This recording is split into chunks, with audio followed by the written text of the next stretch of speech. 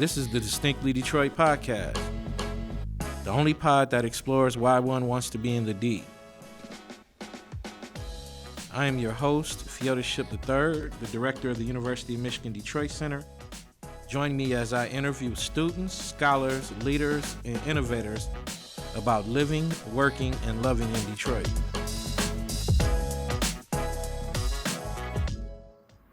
All right, welcome back, ladies and gentlemen. You're here with the Distinctly Detroit podcast, and today we're doing something that we've never done before. We have multiple guests for the first time ever. Today we are joined by members of the Grandmont Rosedale Development Corporation. The GRDC is a nonprofit, community-based organization dedicated to revitalizing the Grandmont Rosedale communities of Northwest Detroit. They organize a wide range of community improvement programs designed to help their community prosper as a place to live, work, play.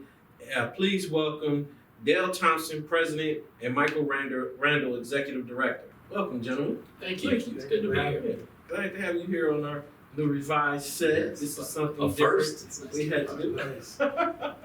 So the first question I have is, what is a community development corporation?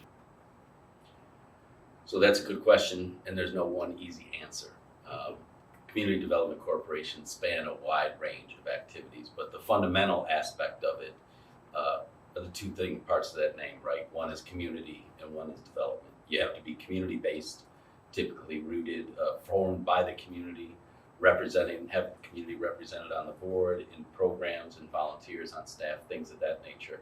And then development, which we often think of physical development, which is a common focus of community development corporations, but it's also social development, community development in the sense of building community, strengthening community, and doing what is best for that community, what that community wants. So the key is that the priorities and the actions of that organization are driven by the community residents of what their needs and interests are. But how long has the GRDC been around?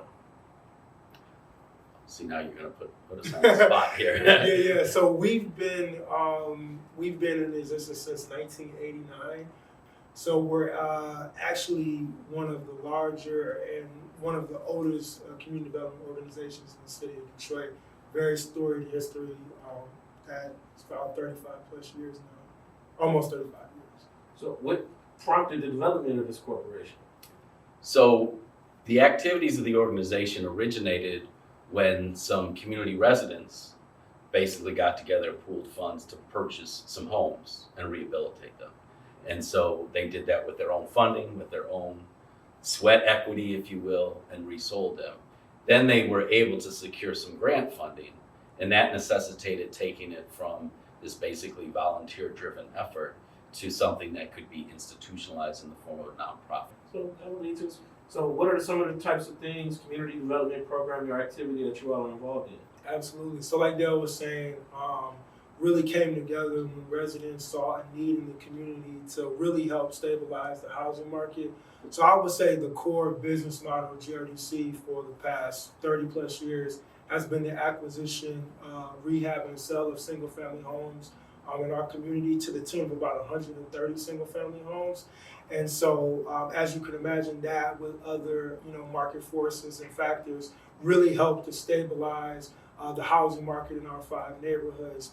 But since then, we've been looking at other areas that we can make an impact as well. And so we do a lot of beautification projects. We're really blessed with support from Huntington Bank. Every single year, we're able to support the 5 neighborhood associations with a $5,000 grant of beautification, so they can use that to plant trees, plant flowers, do community cleanups, cut grass, things like that. We're really hoping to continue that and bolster that relationship as well. We do a lot of economic development, so we have 2 major commercial corridors in our community, 3 actually, 6 Mile, McNichols, Grand River, and Schoolcraft, as well as doing commercial corridor beautification and improvement, facade improvement as well. We have a co-working space that we were able to open up a few years ago, and we have about 25 plus businesses operating and thriving, as well as a pop-up space within that co-working space. I'm not done yet. I could go on and on. I get excited about this work. And when it comes to housing, again, the single family housing portfolio, if you will, has kind of shifted our focus. Again, looking at the stabilization in our 5 neighborhoods. When it comes to single family housing, really doesn't make sense today. And that's a good thing, right? You see housing values going up. You see equity increasing for homeowners in our community. And so I would say within the last 5+ years, we really have been looking at how we can get into the multifamily housing development space, which has led us to acquire an historic apartment building on West Outer Drive. That's going to be the renovation of 35 units, completely affordable. And we're also looking at a new mixed-use development as well that will bring additional 42 units for seniors with commercial space. And so again, looking at our history of housing and looking at how we can pivot and make an impact in a different way.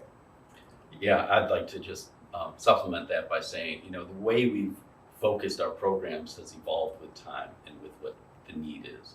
So we were predominantly single family housing for a long time.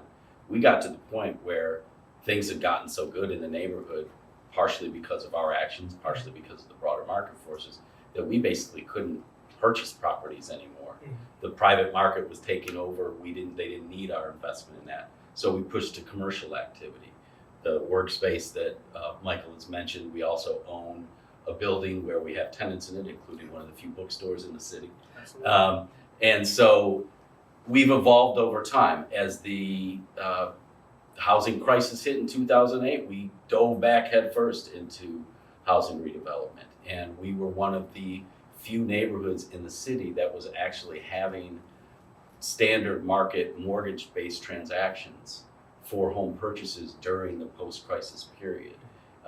If you map it out, it's really startling to see it. And those were mostly driven by homes that we had acquired through various means. Some government assistance, foundation help was very important, and engagement with things like the National Community Stabilization Trust and other programs. But we were able to sort of help the neighborhood weather that crisis. And now the multifamily is something that is driven by discussions in the neighborhood, particularly elderly residents who are looking to age in place and not having a great area or option to go to because we have a lot of single family homes. So, well, just hearing your responses has sparked a question in that, how do you all reconcile redevelopment with lots of, Detroit's overall need for affordable housing? And when I hear affordable housing, that in my mind, that doesn't jive with Grandmont Rosedale. So how do you all reconcile that? Yeah, I think that by nature of the fact that we're a nonprofit, a lot of these housing developments are going to come by way of low-income housing tax credits and things like that. That's primarily how a community development organization or nonprofit will be able to finance, a housing development of this magnitude. We're talking about 42 additional units of senior housing, 55 plus. But also be able to do some cool things like a commercial space where we can potentially have a community restaurant, a sit-down restaurant that the neighbors have been asking about for years, right? And so again, what are the community needs? Looking at the demographics, looking at the trends, and listening, we can come up with solutions that make sense for our wheelhouse. And I think you raise a great point, Fiotis. And typically, community development corporations across the country tend to operate in low-income communities, of which Grandmont Rosedale is not one. But we do have a very mixed income community. And we are very, very focused on meeting the variety of needs. And we have some great stories. The home right across the street from where I live was vacant for a while. We were able to acquire it at a pretty reasonable price. And a young woman, I believe she was living in Highland Park, moved in with her 2 young children, and was a great neighbor. Kids were great, and they lived there, I don't recall exactly how many years, but maybe about 4 years. They were then able to sell that property, and through that equity she had established, increase her wealth by the sale, because she earned a very nice profit on that house, and that is building her wealth and her family's wealth. So it's unfortunate that they left the neighborhood, but they were moving on and with wealth now that they had generated through this property that they were able to purchase through an affordable means through programming that we were able to connect with. Yeah. Well, let's take a step back because you mentioned 5 neighborhoods. Yeah. And this is something I guess. What are the 5 neighborhoods? Where exactly is Grandmont Rosedale? I got it written on my hand. Yeah. don't forget one, Michael. You'll be in big trouble. So North Rosedale Park, Grandmont number 1, Grandmont, and Minnock Park. Those are the 5 neighborhoods that make up Grandmont Rosedale. Okay, and geographically, where is that at in the city? So Schoolcraft to the south, Evergreen to the east, McNichols to the west, and parts of Acacia, Southfield Freeway, and Grand River to the east. Okay. Okay. It's good. Yeah. So far west side of the city, Grand River. You said Grand River, Schoolcraft, and McNichols are the major. Grand River, and Southfield is the main intersection. Yeah. Probably into the neighborhood that we would point to. But yeah, so about roughly between a few blocks east of Southfield Freeway to Evergreen, roughly, and then Schoolcraft to 6 Mile. It's just if you want to put very rough boundaries on it. You want to give our audience? Yeah, for sure. Come by. Love to have you. So, Pages. you all have addressed some of these issues, but as a community-based organization, you all have addressed a lot of things that come up. But what are some of the other challenges or things going on in the community that people might not know about? Things that aren't necessarily making the news or on the front page of the Free Press or at night. What's going on in Grandmont Rosedale that you all are working on? That's one thing that keeps me up, is really figuring out how can we bring the same density, the same activity that we see in our neighborhoods to our commercial corridors. And I believe that we can. I think that we have the partnerships, we certainly have the support of the community, and we have a fantastic board with Dale's partner, with Dale's leadership. But that is something that I would say it keeps me up at night. Really thinking about how we can bring solutions to our commercial corridor. Something this city needs as you think about filling out your commercial corridor. I've done analysis. There's nowhere in the city of Detroit you can buy a computer. In the city proper, you can't buy a computer, a printer, any of the support stuff. That Staples downtown, that was the only one closed. Now there's nowhere in the city. So think about that. You've heard it here first. People you have a computer. To me, it's low hanging fruit. Yeah. What's not here? Yeah. And I just sort of building out what Michael said, particularly in the commercial corridor, we face the challenge of space. So while there may be some vacant properties, these aren't vacant, blighted properties per se. But it may just be an ownership issue. We have a few where the owners just don't seem to want to do anything with it, but they don't want to sell it. But even with our new mixed-use development at the IHOP location, we're looking to develop a restaurant there, commercial space, regardless of even if we can't make the restaurant work for some reason. But you have parking issues. Do you have adequate parking spaces, right? We have the great fortune of having houses basically almost up to the commercial properties backing up to those, and so we're not going to tear down a bunch of houses to build parking, and we do want walkability for sure, but there is the reality that you're on Grand River, which is a major thoroughfare, so you want to be able to tap into that traffic there. Well, do you have the parking spaces? It's difficult to find that space. We have a few isolated spots, but so there are these sort of inherent limitations in the space you have. Now, if we had a ton of transit going down Grand River, if we had a nice transit line, that would be nice, I want right? a queue line down Grand River. So, and I would say the other thing we face is the ongoing challenge that most nonprofits, particularly community development corporations, face, and that is just securing the funding we need to operate. Because, if you could make a profit doing most of this stuff, there wouldn't be a need for community development corporation. And while we do generate a significant amount of our own revenue through our commercial properties, through some rental properties that we have, and through the developments we're doing, like the mixed-use developments and the rehab of the historic apartments, we don't want to become an organization that is bound by where it's going to make the most money. We don't want our activities driven by where we can earn a profit. We want our activities driven by what the community's needs are. And there's less and less governmental assistance available to community development corporations. We're increasingly dependent upon foundations. Fortunately, the foundation community has been very generous in many ways, but there's also, this tendency to think, okay, we've invested in that for a little while now, let's move on to something else. Or, gee, Grandmont Rosedale is doing fine. They don't need help. And we would not at all try to portray ourselves as, needing as much assistance as some of the other communities. We're very blessed to have a community that has a very active real estate market, people of mixed income, but including folks with some wealth and an ability to, patronize the commercial areas and maintain their properties well and things of that nature. But it still takes resources to do what we do. And we struggle just like any other organization would, and that's an ongoing challenge that all organizations face, but it's one that's hard to avoid. So can you tell me more specifically about your individual roles within the organization? Sure. Absolutely. So I'm the executive director, and so I manage the day-to-day operations. Have a fantastic team of individuals that work in all the areas of our mission, be it economic development, our housing, as well as a lot of our programs. And I also, lead the strategic effort of the organization along with the board.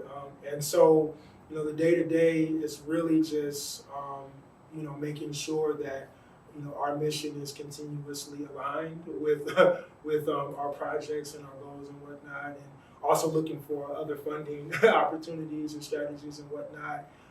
And so, that's my role. Been with the organization for about 10 months, and so still new, but been around long enough to know where the leaks are. So, and you actually live in the community, right? I do. So that's a benefit on a nice summer, winter day that we've been having every now and then. I can even ride my bike, so it's a cool. So you can be accountable on a whole different level. 100%. Yeah. I'm a stakeholder, and I am a beneficiary of the work that we do, for better or for worse. Yeah, he may regret sometimes being so accessible to some of the community members. So I am currently the president of the board of directors. I think this is my 18th year on the board, and originally came on representing the Rosedale Park neighborhood, of which I am a resident, and have been president for a couple of years now, and have had some various other roles on committees and on the executive board prior to that. And I do think it's funny that Mike said at one point my job is just, because his job isn't just anything. It is a lot. It is a lot of craziness, and fortunately that's not my job. Though there was a brief period where we were when we were looking for a new director, our departing director, a University of Michigan Dearborn grad, and our new director, a University of Michigan Dearborn grad. Between that time where I had to serve as a de facto interim director, executive director, and so I took on a little bit more of the day-to-day management activities, but that was very brief and as hands-off as I could be, because I do have a full-time job. But we are basically, the organization is basically the board, and we hire the staff to do the work of the organization, and Michael leads all of that activity. And you just so happen to be a professor at University of Michigan. I do indeed. Okay. So we've got some ties there. And our current vice president of the board is also a graduate of the University of Michigan Dearborn. So go blue, baby. Go blue. Go blue. So the question I have here is, what roles can universities play in helping communities develop, revive, continue to grow, bounce back, things of that nature?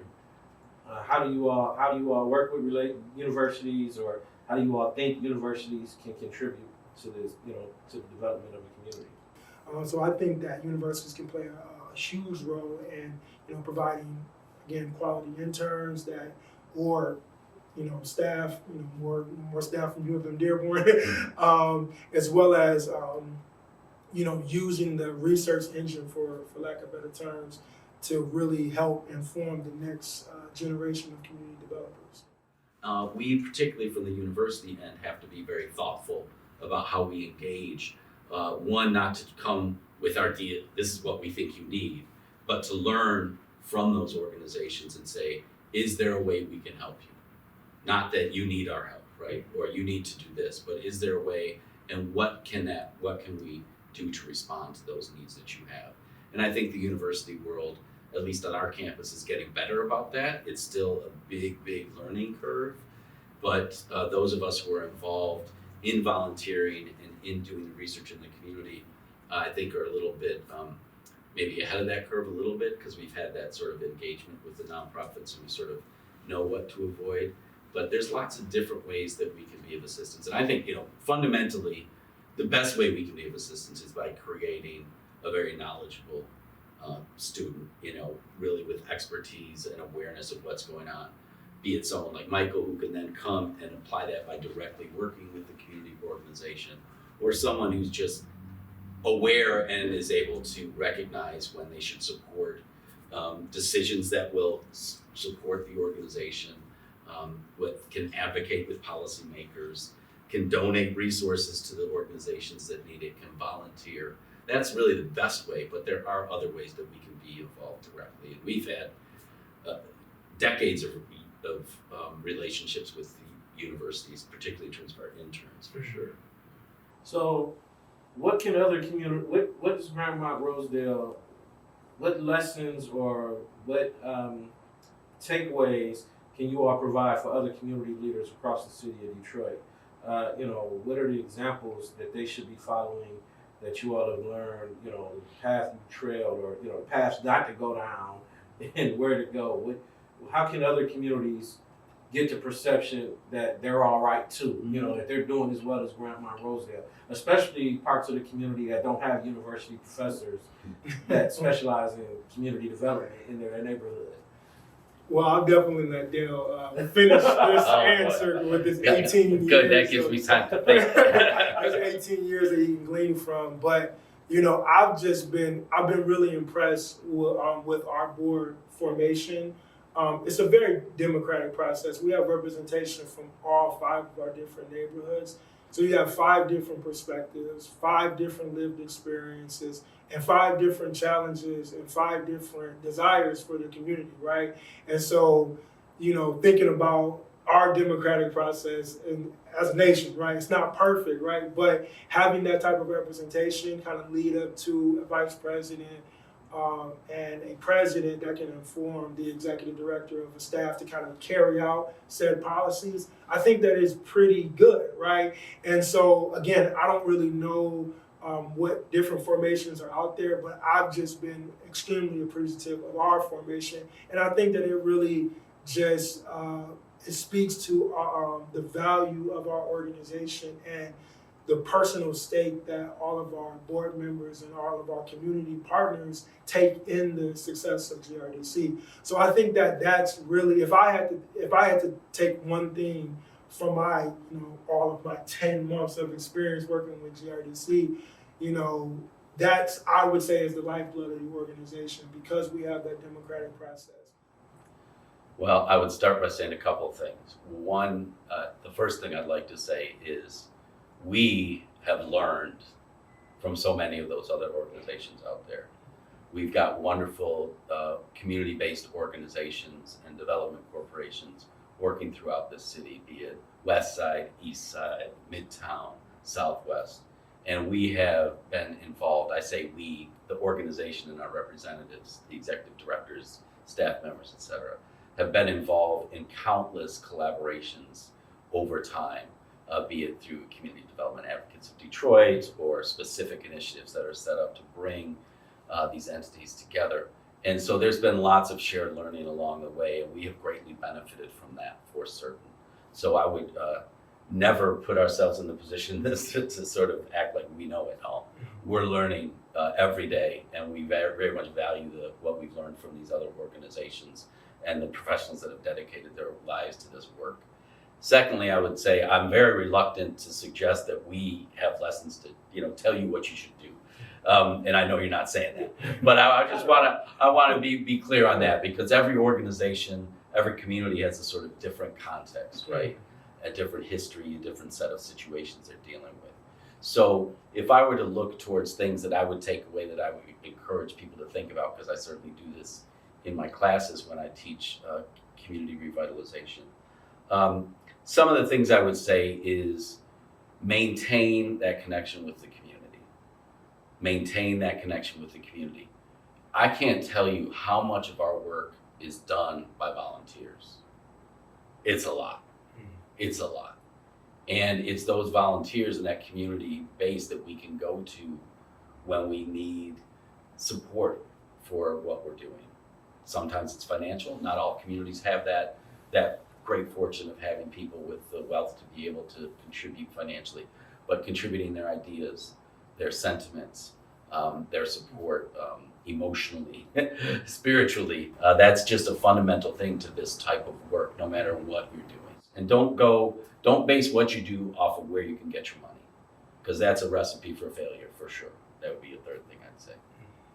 And I'm a professor, so I can keep going on. I'll stop. But no, you mentioned something earlier, and I'm throwing my total script out the window here. But you mentioned that you do the comparative analysis. So how is Detroit doing? There are certain Cleveland is sort of put up there as on the pedestal, sort of having a model in terms of the system that it has developed, but that's taken decades and decades and decades to develop. So, we have some great organizations out there. We don't have the resources that are dedicated at the level from government and foundations consistently and reliably over time as some of the cities that are doing better in terms of that system.